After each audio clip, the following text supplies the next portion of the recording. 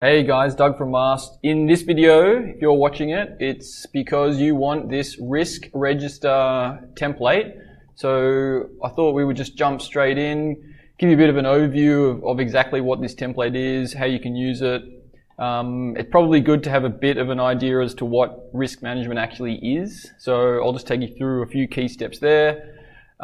Dealing with spreadsheets and especially risk, there's heaps of challenges, but there's also some opportunities that are going to save you time, going to save you money. And then at the end, I'm going to show you a surefire, better way of doing this. So if you haven't already, download this risk register template. It'll give it to you in an Excel format. And you can open it up. It looks something like this. And I'll show you exactly how to use it so that you look awesome when you go to present this. So before we go to the spreadsheet, grab it, and then let's go over a couple of key principles here. So the most important thing with risk register and risk management in general is that you really want to do this so that you can get ahead of risks. So the process is you need to identify risks so that you can then work out what you're going to do in response to those risks. There's no point waiting until a risk occurs, because then the worst thing is going to happen. It's going to be too late.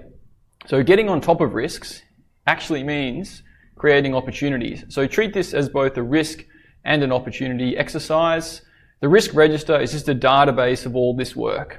Their causes, consequences, and mitigations.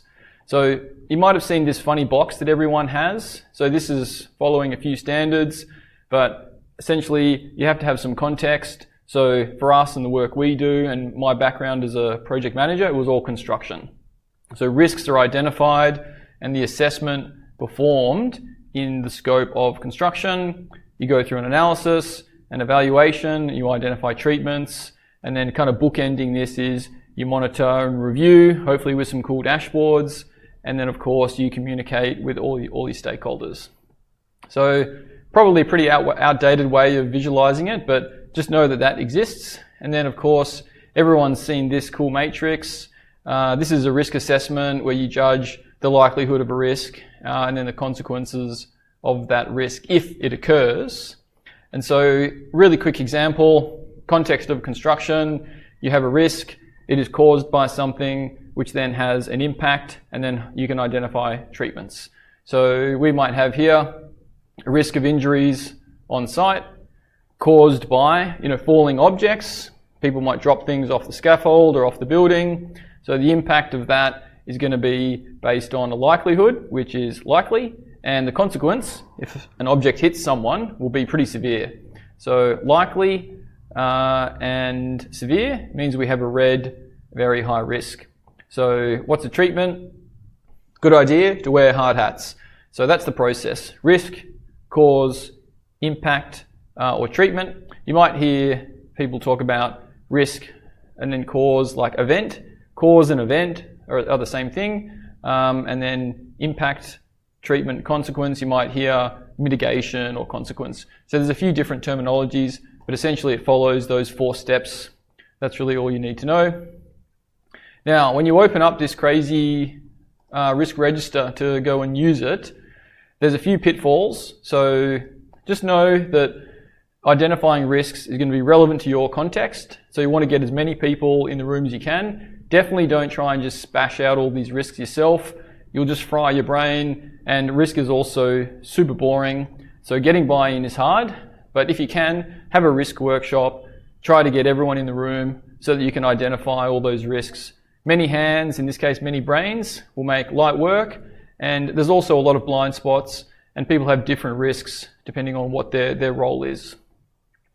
Cool, so in terms of covering blind spots, yeah, you get everyone in the room, but it's also really easy for humans to make mistakes. So I would just try and use some of the new AI tools, explain it the context. It'll help furnish your risk identification process pretty easy. Could even create the risk register for you. One more challenge for bigger projects is the risk register can get insane. Hundreds of risks in one spreadsheet, like just absolutely ridiculous. So just know that it will get pretty crazy. And then when it comes to visualizing risk, the format of risk registers is really bad for summing up raw data. So it's going to be really difficult to get charts out. A couple of opportunities.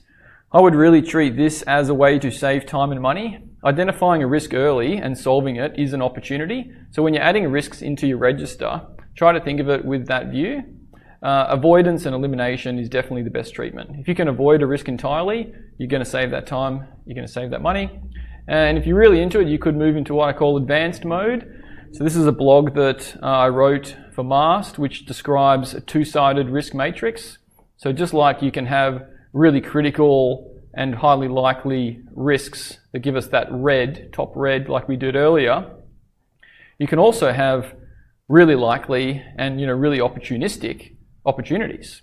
So if you want to go really crazy, you can think of it as this two-sided matrix. So before we get into a better way, let's jump into the spreadsheet, and I'll make myself a little bit micro. So make sure you punch in your project name up here. Oh, I might have to hide this. Don't know how to do it, whatever. Good old Word Online. So put your project name, make sure you have the date, and always try to version your risk register, so because it'll always continue to get updated. You'll find there's a couple of extra columns, so maybe you don't need this column, so you can delete the project column if you don't need it. But each row represents a risk. So there'll be different categories, safety, we did the falling objects earlier, so you can fill this in. Try to describe the risk if you can. And then if you have many causes, so you can go next row. So say there was, 2 causes of this risk. So let me merge these cells together. Here we go, merge. This is where it gets a bit painful. So we've now got risk of falling objects caused by, let's call it risk of incidents on site. Describe the risk, falling objects, and maybe there's another called trip hazards. Maybe there's another one, chemicals, spills. Whoops, so now we've got 3 causes for 1 risk that we've identified. So we kind of got to start merging stuff. So it gets kind of pretty annoying. Each of these will have a different probability. Like maybe there's, almost certain falling objects will occur, but maybe not as likely that chemical spills will occur, but potentially, both will be major. So once you've done these assessments, you can get your pre-mitigation rating. So we'll go certain and major. We'll then hit to the matrix that's available. Cool, certain, almost certain, and major, that's high. So we'll copy that, paste it in there. If you have an idea of time and impact, time and cost impact, you can enter this stuff, but maybe you don't need to. Stuff falling from the sky. Cool. Consequence of that is death. Someone will get hurt. Cool. Now to mitigate that, so this is our pre-mitigation reading. So before we do anything, it's definitely a high risk. To mitigate that, we've actually got already an existing mitigation up here. So I'm going to paste that in. Wear hard hats. Who's responsible for that? The construction contractor. Whoop. And then after everyone's wearing hard hats, you kind of go through the same process again. What's the likelihood of a falling object? Well, this time, I think the likelihood of a falling object is actually almost certain still, but I think the consequence is going to be minor because someone's got a hard hat on now, so it's very unlikely that they'll die because they're wearing hard hats. So we go almost certain, minor, and this will be different for you and your projects. We've now got a low. So that's kind of the steps. And if you want to add a status, open. And then of course, if it's part of your cost tracker, because you can integrate cost and risk together, you can just hit yes, no, if you want to. So yeah, use this template as a bit of a guide. Add your own columns if you need to. This just follows the standard and add rows as you go. The annoying part is, yeah, you have to start right click, insert row, merge cells, and it can get quite wild. And of course, if you go to print it, it can get pretty nasty. So it's not very good for reporting. But look, there is a better way to do it. Let's go back to our sheet. 100% better way. I think I would just use software for this these days. You don't need to struggle in the spreadsheet because the software does it all for you, and it automates the reports. So if you try to say, give me a list of all of these to do, sum if on some of this mitigation data, is going to be really difficult. So as the spreadsheet gets bigger, the time it takes to produce a report, and if you can even do it or not, it becomes super fiddly. So try to find a solution that has the register and then the automated reports in it as well, because all stakeholders, they just want to look at visualizations. And that's the impressive part. So yeah, this is just some of the feedback we've had from our clients. Mastt software, real-time management, visual, really great at communicating the risks, and great for workshops. It looks like this, so I'll jump in. I'll go to risk for this project. Here's our register. So we have a chart above that visualizes all of the risks. So your pre-treatment and your post-treatment. And then we have a row here for each risk. And it has the same data in it, causes, impacts, etc. And it's really easy for me to open up and just edit this risk. And I can just make an assessment, really quickly here. Or add another impact, if I need to, super simply. And the best part is it's all in one system, so everyone can access it. And it also provides all these awesome, charts, dashboards, and reports.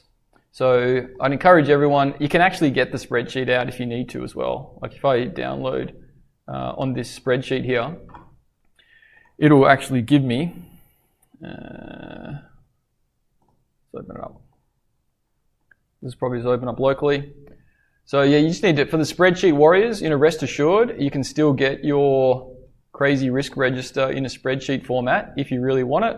So that's our template that you can download free online at mastt.com. But this is how it looks when it's in the software. And if you get to the stage where you need to start doing reports on this, you can also customize it, by the way. Super cool, hide stuff you don't need to. But if you get to the stage where you want to do some really awesome reports, I would then build a dashboard using that risk data. Here's one I built before. You can kind of move all this around if you need to, add text and commentary, you can add tiles. And we've got a few risk tiles here in our base plan that you can use. And when you're ready to produce a report, just hit save and then download. And you can see this kind of dotted line here around it. So this will produce a really nice one-page PDF of your risk register that you can send to your clients. Cool. Nice one, guys. So yeah, thanks for your time. Yeah, get the register if you want to get started. Otherwise, instead of downloading the spreadsheet and you want to do something more powerful, just hit get started in the top right and you'll get all the benefits of the automated software world. And everything above here that we've been through is, fully baked into Mastt. Cool, guys. Look out for the next video. Talk to you soon.